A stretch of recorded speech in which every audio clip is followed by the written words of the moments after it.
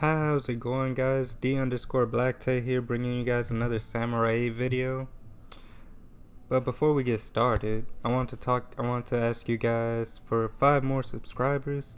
If you guys like my content, don't forget to hit the like button and don't forget to subscribe. And if we can get 5 subscribers by the end of the week, I'll do a Daruma video.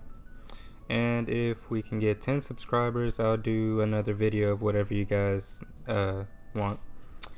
So that's by the end of the week.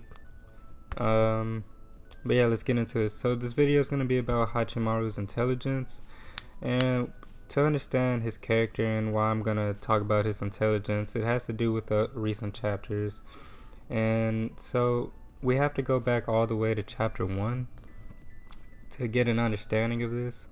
So back in chapter 1, we first get Hachimaru, and he's playing the video game, and he's playing as Daruma, as a space invader looking for the key, right?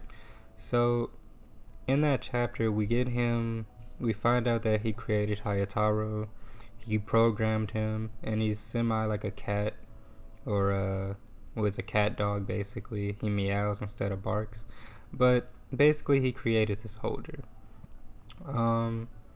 And so that tells me that Hachimaru has some type of intelligent factors about him, especially coming from the fact that his dad was a scientist, and that's Dr. Furuta, and we find that out later on. But Dr. Furuta basically created everything that gave Hachimaru's necessity to be alive. And so I assume that based off this, Hachimaru's been able to kind of get an idea of what it's like to seeing how his dad go about things. He was able to pick up on some knowledgeable things. And so I think going back to his history and how he grew up as an individual at that time, sick, frail, weak, he hated needles and sharp objects, and he dealt with this on a daily basis. So I believe that has to tie into a little bit his strategy in fighting, but we're going to touch on that later. So in the second chapter, right, second and third chapter, he flies out, with Hayato, and he goes and he gets knocked into Nanashi's dojo, and that's where he meets Nanashi for the first time. And from this standpoint, right, of everything that goes down, before I start getting into everything that goes down, I want to state that there's 2 factors of intelligence that I want to focus on, and there's actual intellectual capacity, and 3 things I want to talk about. His emotional capacity, his actual intellectual capacity, and his battle sense, right? So for the emotional side of things, he has a strong IQ. He's able to notice when other people are feeling off and their emotions, although he's a little bit arrogant. That's just a personality trait. He's very optimistic, and he's very listening, and he's very straightforward about listening and what he wants, and understanding other people's circumstances. And we get this from the second and third chapter, where we meet Nanashi, and Nanashi explains that they don't understand themselves or their gender and how they've been a shut-in and whatnot. And so Hachimaru relates to this, and he's like, hey, let's play a game, and if I win, you go outside, basically. And so, he wins because he's the number 1 gamer on the planet or sector or whatever. And so he basically forces Nanashi to come outside, and this is Nanashi's growth moment. And we get that later on, but he understood readily how Nanashi was feeling and how he could go about helping him and whatnot. And so further, we go into the battle, right? So his fight with the pig tank cake, or whatever, the cake tank, he readily notices a difference. He jumps into action, and this goes into his battle sense. He jumps into action, Hayato protects everyone, and he's ready to fight the tank. I think if it was just him at that point and he was able to use the blade by himself, this wouldn't have been a challenge. But, Kishimoto had to make it interesting. But Hachimaru's very intelligent, and from an emotional standpoint as a character. So I want to get more into his intellectual capacity, as we've seen from him creating Hayataro, basically, his own holder, his key holder, and that's why they have such a strong bond and relationship.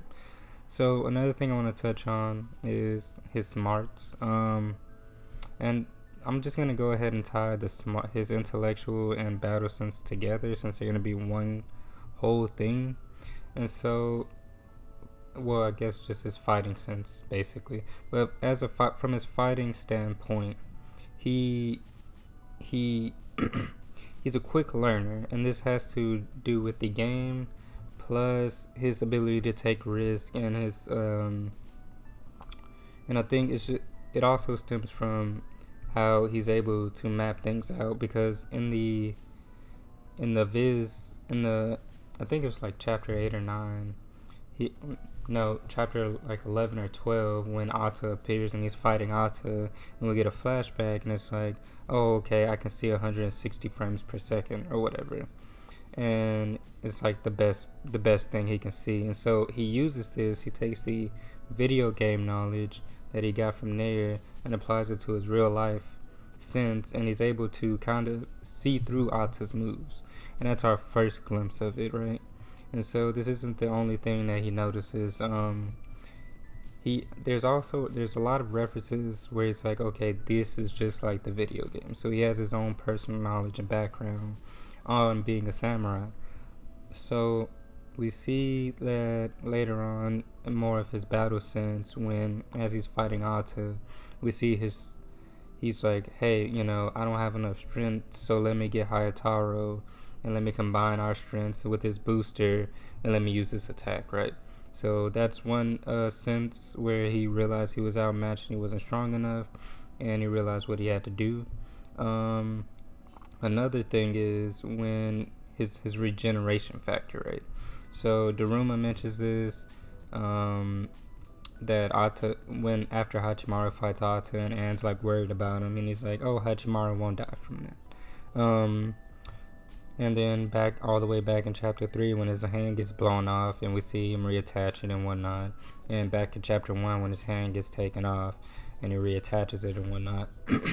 So it seems like he has a strong healing factor, and I think this kind of ties into his issues with him being a crippled as a child. So he's able to take the pain and the pressure, and he's able to stitch himself back together because of everything he had to deal with. Like, he really had to deal with a lot of shit.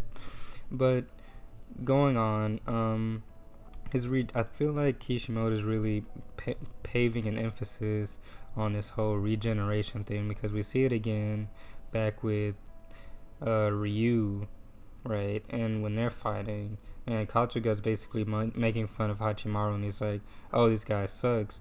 But Ryu is thinking to himself, like, hey, like, this guy has a really good regeneration factor.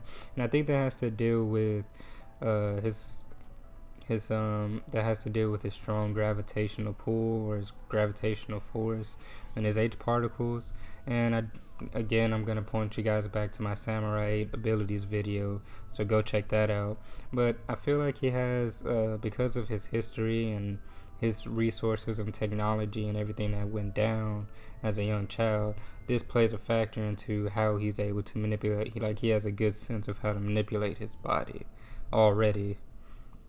And we see this again when he's just continuously letting Ryu cut him up, but he's doing this to analyze his opponent, like Ryu's moves. And so he just boom, boom, boom, stitches himself back together as the fight goes on. And so Ryu is like, okay, I need to change tactics because he's starting to catch on. And so I think as Hachimaru starts to fight more and more opponents, well, he's already fought 2 really overpowered people in Ryu and Ata. So when we get to the tournament and he fights some people around his level, I think he'll be okay, more or less. But since he's getting these high diff fights already, it's pushing his battle sense even higher than what it already is. And since he already has a high regeneration factor, and he has a high ability to, a high will to learn, that amplifies it. And so he's just going to be a battle genius at some point in the future. And I want to note that there are different levels to each holder, because we see that there are regular holders, there are key holders, and also points out that there's Yokozuna grade holders when he was fighting Mujin. So I think that eventually Hachimaru will come to a point where Hayataro is not strong enough, and he's able to restructure, modify, use like different materials and whatnot to restructure Hayataro and make him something else. Because we see that Daruma has a different key holder than the wolf biting one that he had as a human, and we see that Mujin also has a giant key holder, and we see Ata also has a giant dragon key holder. So I believe that as we progress throughout the series, that there's going to be a need to upgrade Hayataro, and that's going to be pretty cool. So I think Hachimaru is going to play a big factor into that. But going further, I think that we're going to get more of this later on. But Hachimaru's intelligence, we're going to see it more and more played out on how he thinks from his standpoint from fighting in this battle royale arc. And I hope that we really get explanations on how he thinks and why, and how he comes up with strategies, because we see in this fight, even though it was just a little bit, but he was able to take the game knowledge that he had and apply it to real life, saying that, hey, okay, this is what Ryu is gonna do. This is what he's gonna extend his samurai blade, since he's using two of them. So, and then that's exactly what Ryu did. Although he didn't expect Ryu to extend that far, but he was able to guess ahead of time what Ryu would do. So Hachimaru, from a battle standpoint, is going to be a monster. He's gonna grow a lot, and I'm really glad that they're setting this up already, because Hachimaru already has all that game intellect, and that's thanks to Daruma. And so I'm going to touch on that if you guys give me 5 more subscribers by the end of the week in that Daruma video.